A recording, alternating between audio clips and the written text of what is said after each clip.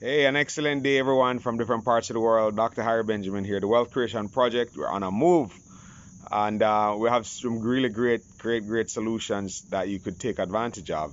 But this is lesson number, I think it's 33. I need to look at the number to know. But just to dive right in, ladies and gentlemen, into this lesson. The years of being an entrepreneur.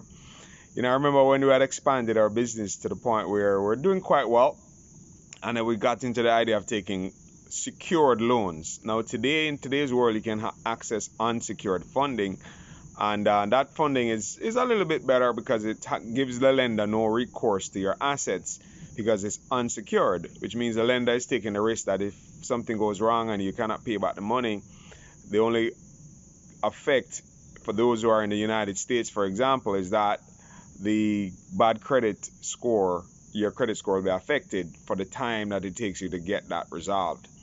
But if you're taking a secured loan, wherein you have built up equity in your assets, like for example, just to give you the example of what we went through, is that we started out my business in '94, and my wife and I, we built it from, after we got together, we built it to millions of dollars that we had built up by selling cars and financing cars and building up a lot of cash that we had accumulated in the business. And then what happened is that we borrowed money to expand our business and to go into new cars from China and to finance a dealership that we had built in Jamaica. And by doing all of that, we borrowed money.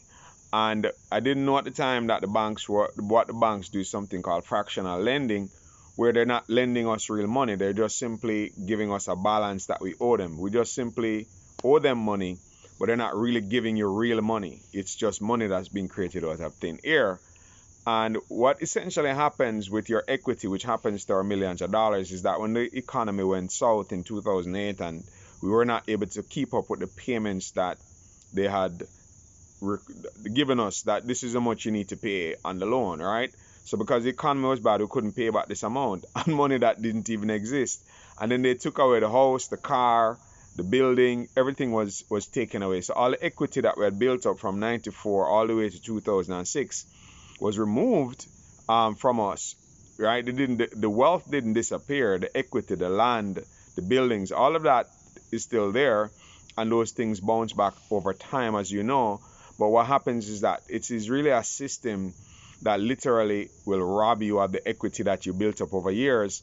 So I'm not a big advocate for debt, right? There are different types of debt that are out there that are somewhat good. There's good ones and there's bad ones. The good ones is when the lender does not have a hold over your assets. They take an unsecured position.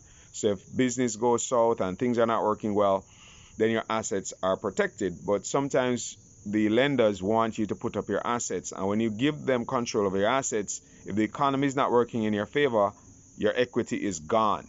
So bear that in mind, because that was a tough lesson to see millions of dollars in equity that were built up over about a decade plus just literally vanish like that. Not vanish from thin, vanish as in the land in Constant Spring, Jamaica is still on that road. The building is still there.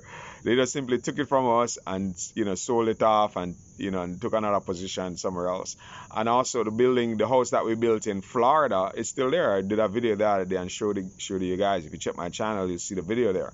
So the reality is that the equity that you put in, if you're not smart and you're not clear on how these world's financial systems work, you could go ahead and sign over your literal equity that you had built up, the real work, the sweat, all of that you put in to be able to build up that can literally be transferred over to someone else very quickly if you take secured loans, where they secure the loans using your assets. But in today's society, there are unsecured loans that you could access, and that does not have a hold over your assets. You could borrow that money, and if it doesn't go well, then your credit rating as an individual is affected, and you can bounce back from that.